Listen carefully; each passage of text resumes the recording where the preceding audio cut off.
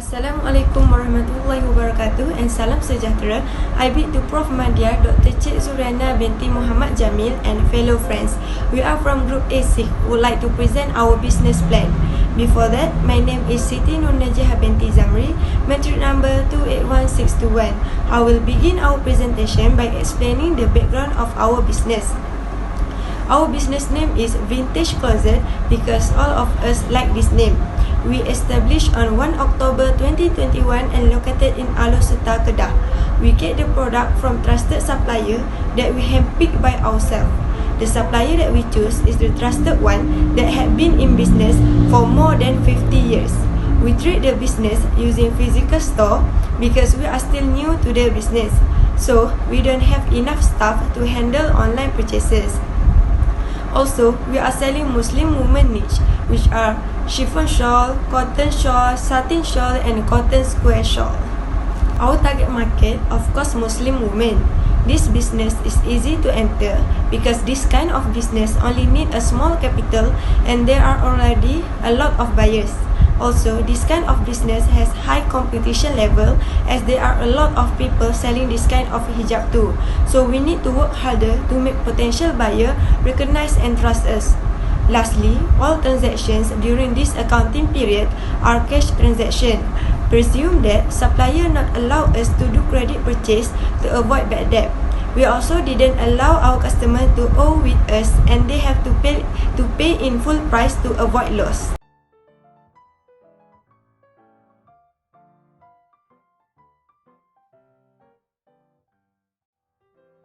Hi and Assalamualaikum. My name is Muhammad Haizah Hanafi bin Abu Bakar, matrix number 280190. So now I'm going to explain the executive summary. In this executive summary, we have two things that we are going to look into, which are the objectives of the business plan and the business company value proposition. In Vintage Closet Company, we separated our objectives into 4 sections in the objectives plan: economic objectives, social objectives, organic objectives, and human objectives. In terms of economic objectives, we are introducing a creative concepts in the style, method, and technology of our products to the Malaysian Muslim women. In social objectives, we need to ensure that the production and supply of our goods and services is of high quality to the Malaysian Muslim community. In terms of organic objectives, we are implementing a profit reinvestment program to improve the firm and increase self-reliance in capital raising. Finally, for human objectives, we must ensure that employees get appropriate wages and incentives. In our company, we structured our value proposition into 3. First, customer dedication. Customer dedication or customer commitment means that our company will make every attempt to satisfy our customers' needs with high quality products. Secondly, self-confidence. Believing in oneself and one's product is what self-confidence involves. It is unreasonable to expect others to believe in our company if we do not believe in our own value enough to demand it. The last value is integrity. Our company considers integrity to be a business priority that every employee must uphold during their employment with the company.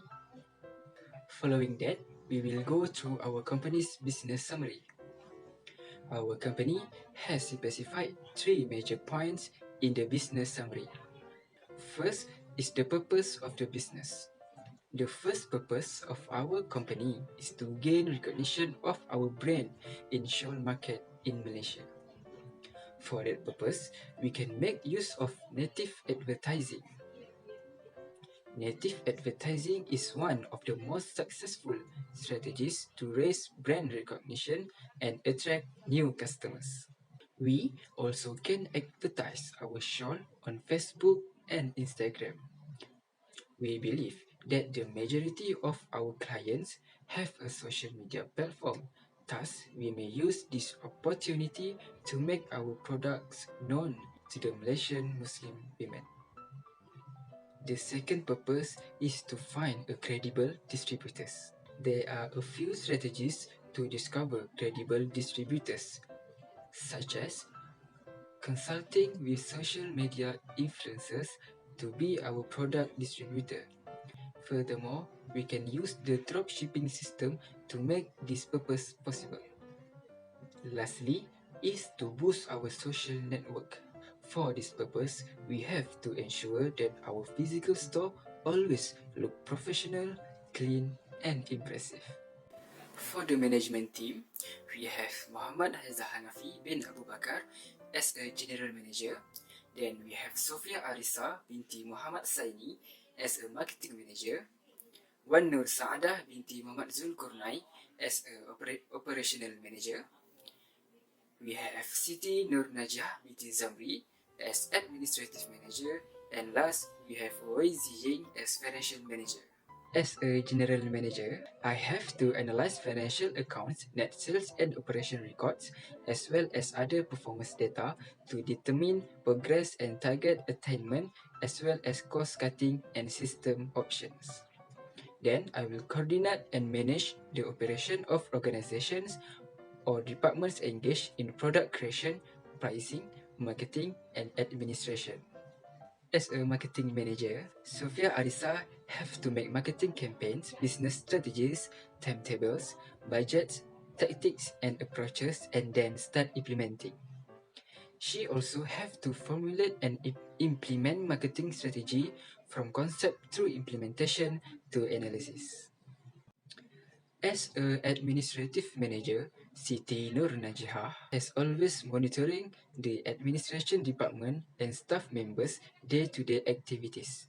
She also have to ensure that the office is well stocked with required materials and that all equipment is in good operating order and is properly maintained.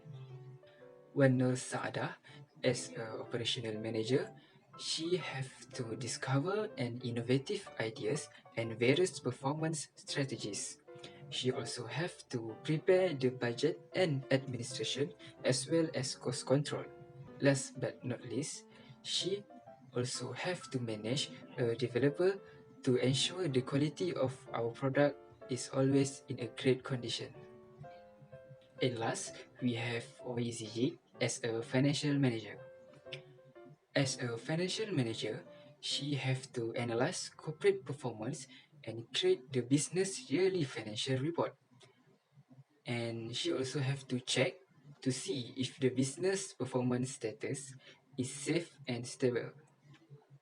Then, she also should perform financial report and provide financial advice to allocated companies.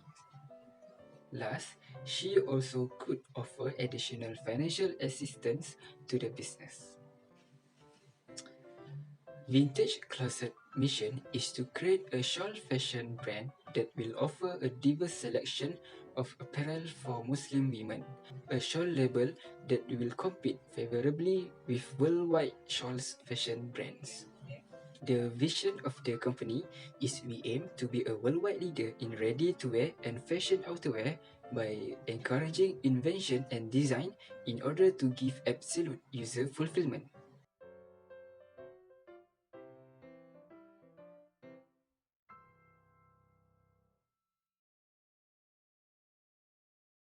Assalamualaikum and good day to Dr. Zuriana. My name is Sofia Arisa binti Muhammad Saini. My number entry is 281591. So today I'll be presenting about the market analysis, which comprise of market segmentation and market needs, as well as SWOT analysis. Okay. Market segmentation is a process where many businesses use to identify the target market and fully understand their wants and needs. Market segmentation can be divided into 4 parts, which are demographic, psychographic, behavioral, and also geographic. So let's take a look at the first one, which is demographic segmentation, which include the age, gender, and also occupation. For vintage closet, Our targeted customer are the female adults with regardless of age. We choose to sell the female scarf because the number of women population near our business shop is greater compared to men, and female are more emphasized on fashion and style. People with any type of occupation, whether a university student, worker, or anyone, also can have our product as they can use it for class, work, or daily use. Okay, next is psychographic segmentation, which focus on customers' interests, social status, and personalities. Our focus is on customers who have interest in fashion and come from low and middle class. Our products price are affordable, so the customers which come from low and middle class can afford to purchase it. For personality, we find that our products are suitable for anyone who are creative because they know how to match and combine the color of the scarf with their outfits. Okay, besides, mostly our products are designed for extrovert person who love bright colors and catchy designs. Besides, they also have got a better sense of personal fashion than others. Furthermore, behavior segmentation is a segmentation where you divide your customers based on how they behave. This is included occasions and customer loyalty. Vintage closet provides outfits or provides scarves that are suitable for formal and casual attire that fit in most of the equation. For example, we have a simple but elegant design like satin shawl which can be worn for dinner or family gathering. In addition, in order to have a loyal customer, we will provide a membership card for the customer who buy our product with certain amount. The customer will get rewards depending on how much they spend, and this will encourage them to become a repeat buyer. Lastly, geographical segmentation. Our business, the Vintage Closet, is located at the Alustar, which is a city of Kedah. We believe that by selling our products in urban area are more profitable because normally people who live in the city have more income than people live in the countryside. Furthermore, Kedah have an average climate of hot and sunny season. Therefore, most of our products such as shawl are made shawl are made from the cotton material, which is the best fabric for summer and hot weather. Cotton is soft and lightweight material, so the customer will feel comfortable wearing it even on a hot day. Okay, now let's move on to the next slide, which is market needs. Market need is a marketing concept that relates to the needs or desire of our target market. Finding out what the customers really want will help us improve our products and services that meet their needs. As you can see, there are three components in market needs, which are transparency, service, and also price. So, I will talk about the first one, which is transparency. Customers have right to know what they are paying without any hidden fees. So that is why business need to be transparent about customers are actually going to pay at the counter. For our business, Vintage Closet, we apply transparency in our business where we give true and valid information about our product such as the size, material, and price of the product. Next, second one is customer service. Customer may need expert guidance to make the right purchasing decision. In Vintage Closet, our workers are willing to assist customers if they have any inquiries about our product or seek for advice or opinion about which one of the product they should buy. We believe that by providing good customer service will create trust in customer and help them to buy the best product for their particular needs. Last but not least, we have price. Customers are more concerned about price. They want the lower price but good quality of product. So we provide the high quality of product with an affordable price. Besides, we also give discounts on demand products to our beloved customers for a special day or event. This will attract new potential customers to our shop and boost our sales. Okay, now I will talk about the SWOT analysis, which comprises of strengths, weaknesses, opportunities, and also threats. SWOT analysis is a framework used to evaluate a company's competitive position and to develop strategic planning. Okay, the first one is the strength. The strength of our business is related to the material used to make the scarf.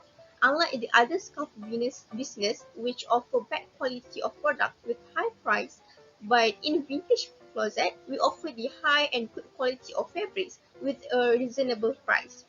Furthermore, we also have a greater variety of options that can cater to a wider range of tastes and offer customers with many options to choose based on their preference.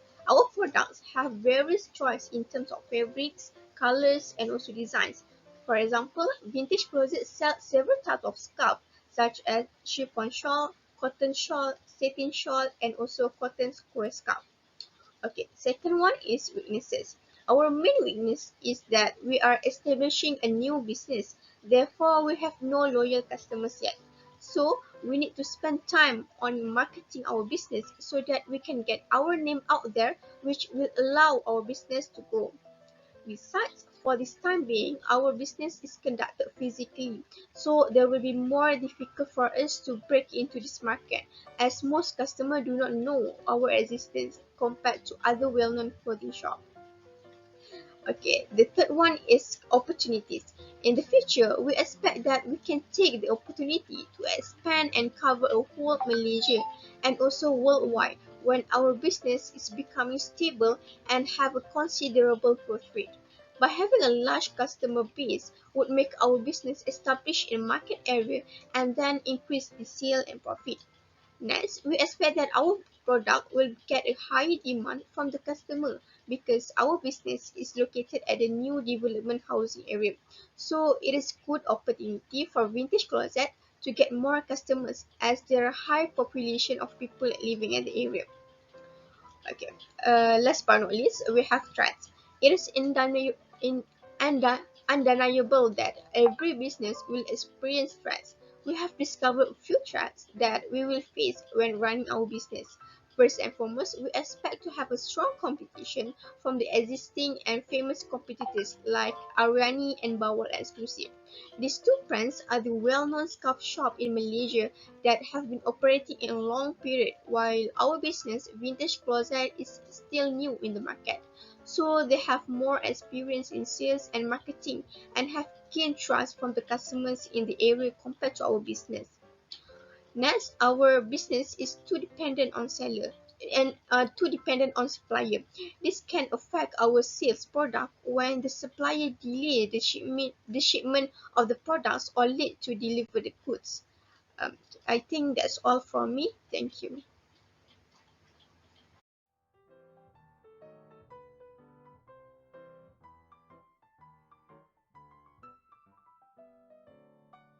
Next, I will explain about strategy and implementation summary. Marketing strategy can be divided into four categories. First, pricing. Second, promotional. Third, collaboration. And fourth, offer great quality of fabric. Pricing is the most important aspect of the business, but since the market that we enter has a lot of competitors, we decided to set the price according to the standard price. Furthermore, we are still new to the market, so setting a higher price will not benefit us at all. Second, we use promotional in our marketing strategy. The promotional can be divided into three categories. First, advertising or as known as ad. Second, social media, and lastly, distribution. Advertising message are channeled through Facebook ads and Instagram ads that can target the audience that we want with the aim of telling audience and buyers to see our product in our page. Other than that, in the world of human practicing modern lifestyle nowadays, people tend to find and buy product from online. So, we use Instagram and Facebook as our marketing platform for the sake of letting people know the product we provided. For distribution, we deliberately choose Alustar that located in the city because for small business like us, opening a store in a busy area can improve revenue and increase marketing exposure. Third, we do collaboration with influencers and celebrities before launching our new product to reach more people.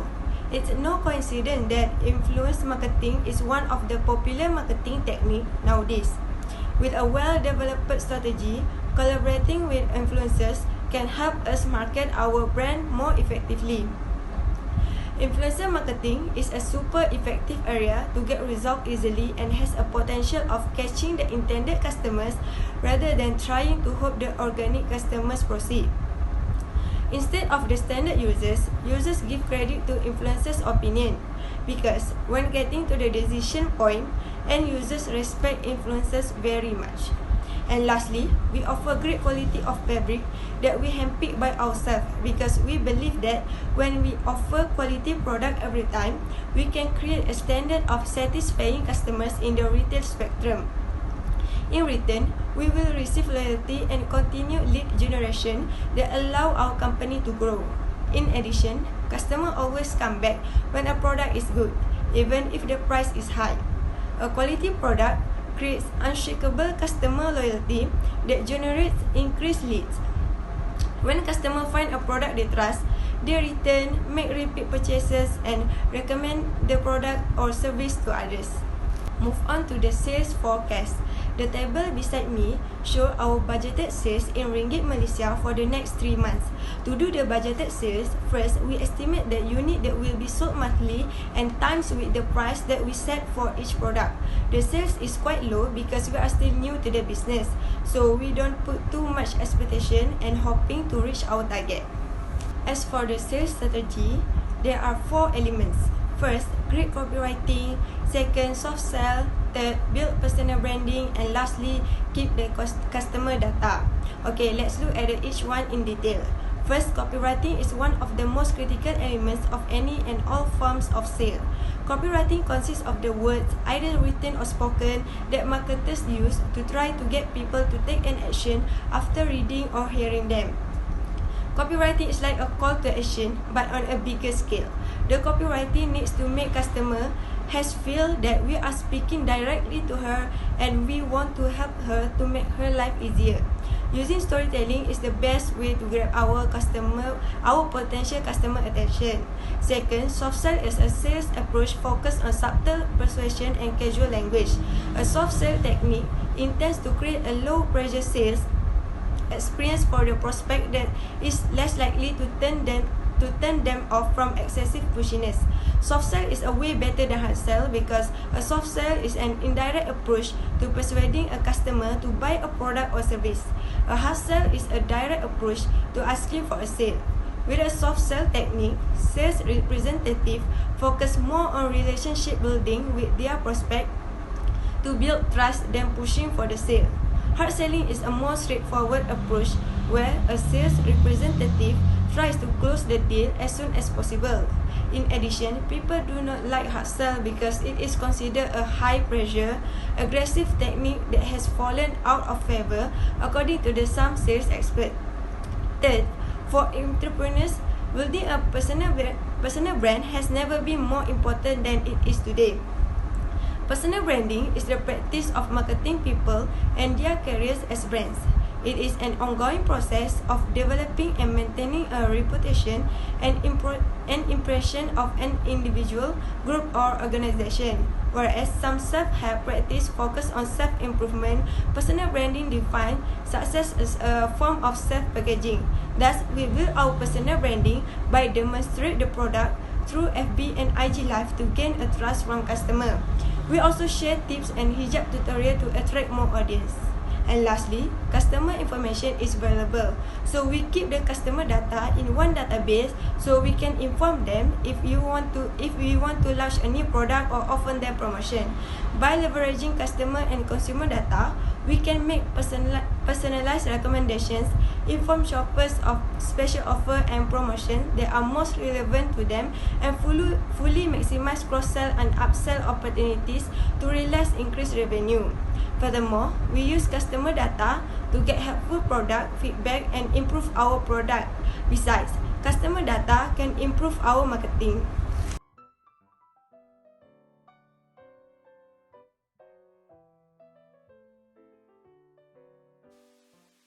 Assalamualaikum and very good day to Dr. Cik Zuriana and fellow friends. My name is Wanur Saada binti Muhammad Zulkunai and my metric number is 281622. I will continue the presentation of our business plan, which is about vintage closet business.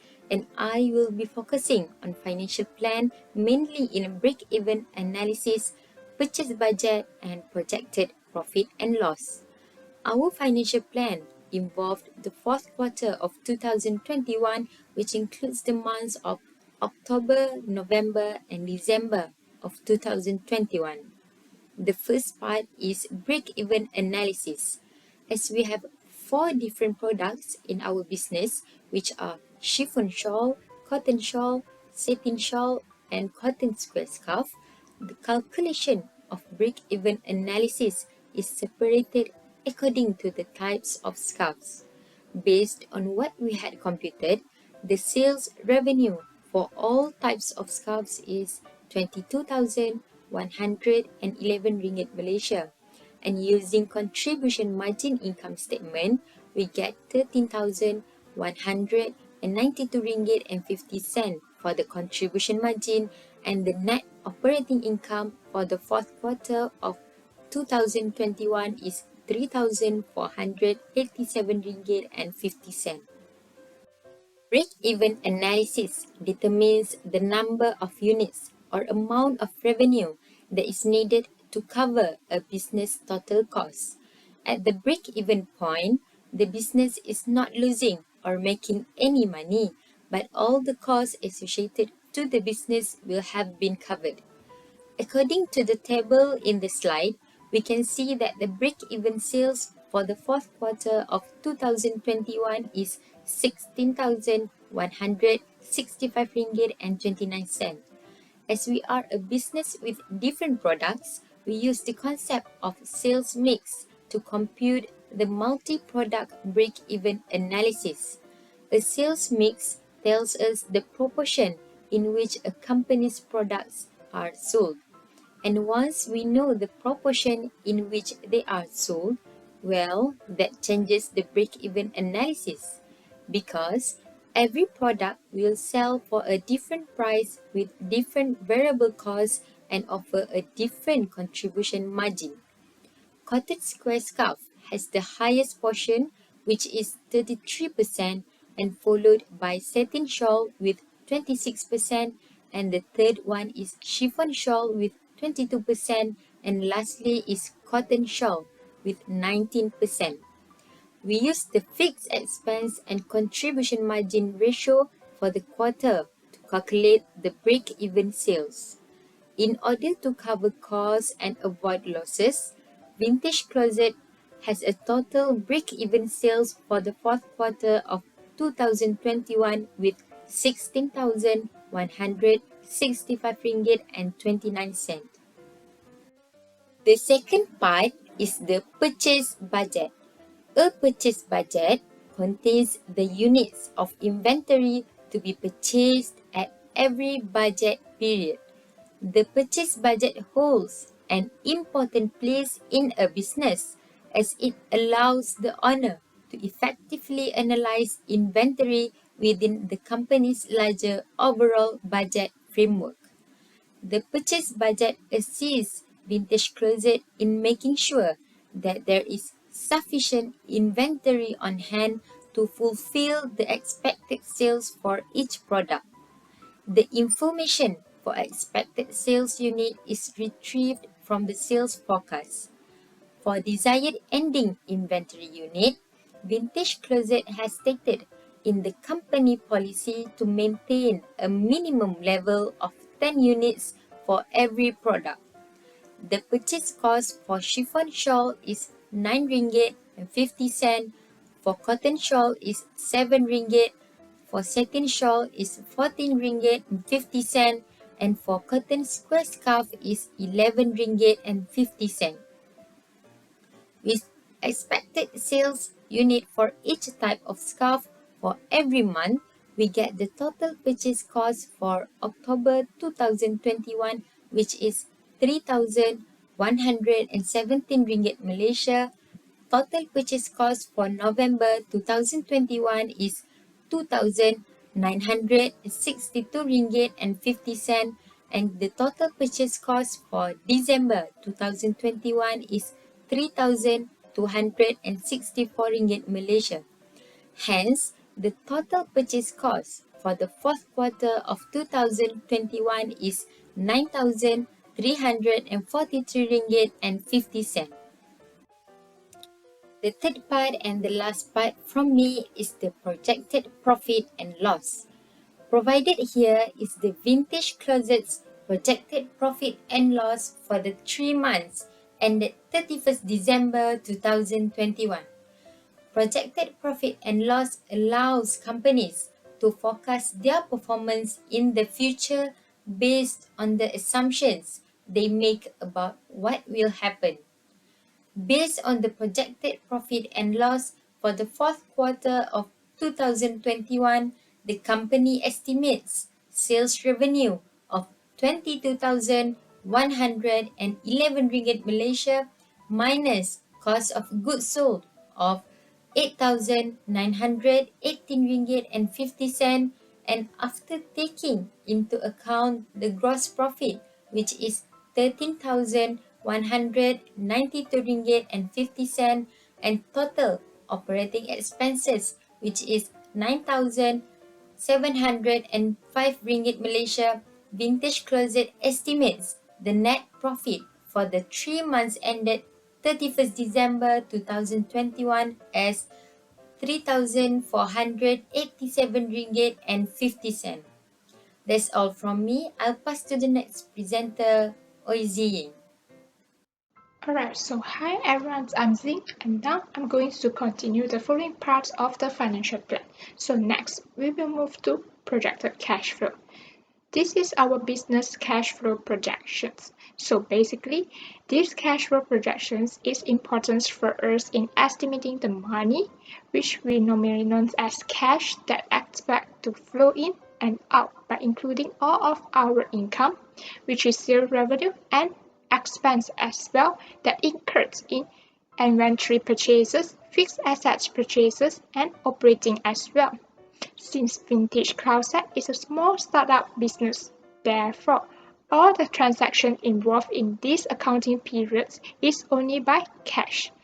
Purchase of fixed assets, which are furniture and computer equipment for business operations, will only be included in October, the first startup month.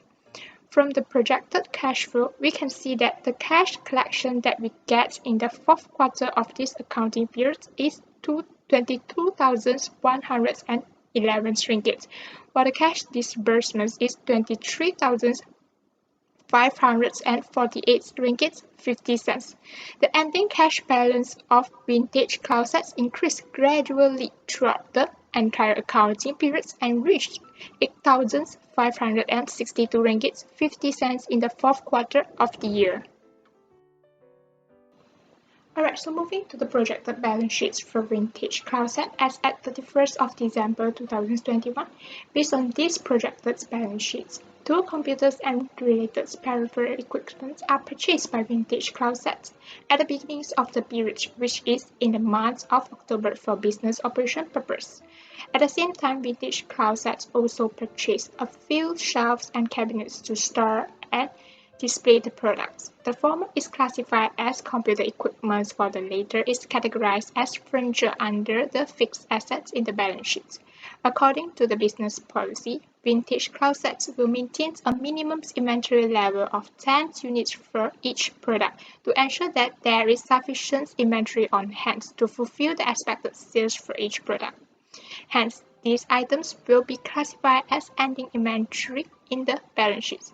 Then, the cash balance can be retrieved through the cash flow statements. Lastly, it can be seen that Vintage Closet's capital of 10,000 is contributed by each partner with 2,000 at the very beginning of the business operations as the initial funds for this business.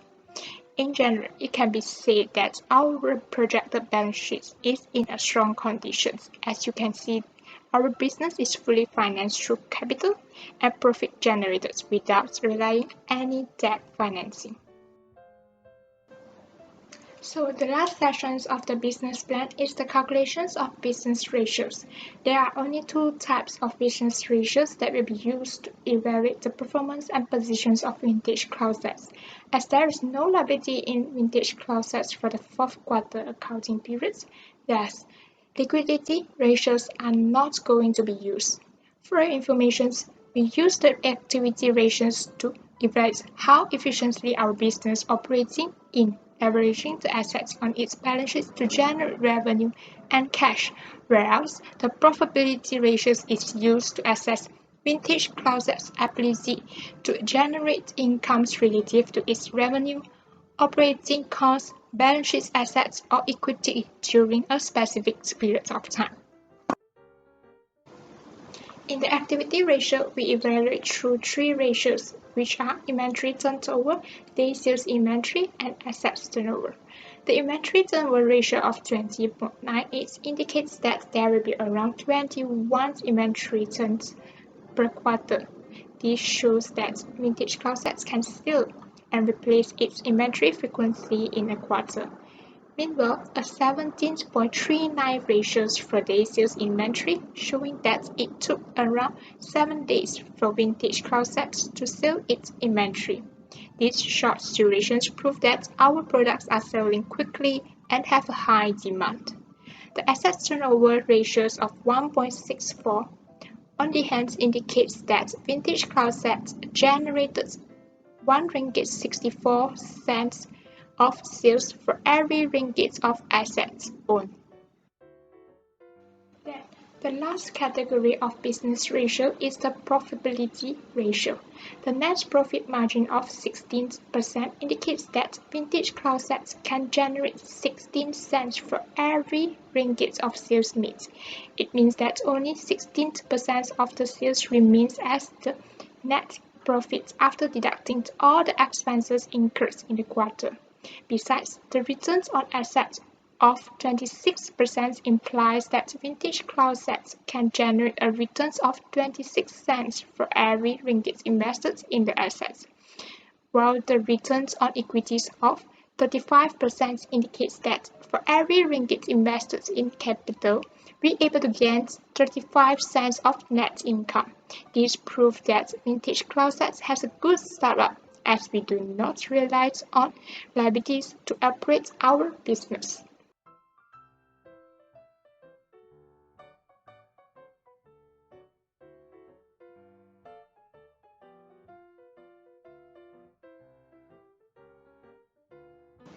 In conclusion, vintage closets is a potential newly established business that is constantly striving to offer affordable, preferable, and quality products in order to satisfy the market's demands and expectations. Since vintage closets is a fresh startup business, we will undoubtedly be facing difficulties in the beginning.